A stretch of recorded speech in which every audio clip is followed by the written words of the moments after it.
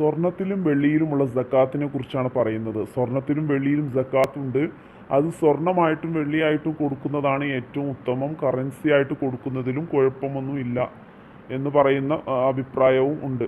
സ്വർണം 85 ഗ്രാം, ഇന്നത്തെ ഒരു 10.5 പവനോളം വരും.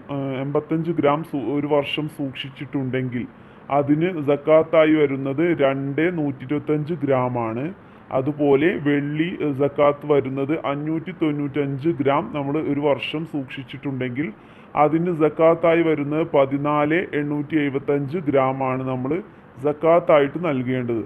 അപ്പോൾ 85 ഗ്രാം സ്വർണം സൂക്ഷിച്ച ആരെങ്കിലും ആളുകൾ സൂക്ഷിച്ചു വെച്ചിട്ടുണ്ടെങ്കിൽ ബാങ്ക് ലോക്കറിലാണെങ്കിൽ കൂടിയും നമ്മൾ അതിന് സക്കാത്ത് നൽകണം. അത് നൽകേണ്ടത് 2,125 ഗ്രാം സ്വർണമാണ് നൽകേണ്ടത്.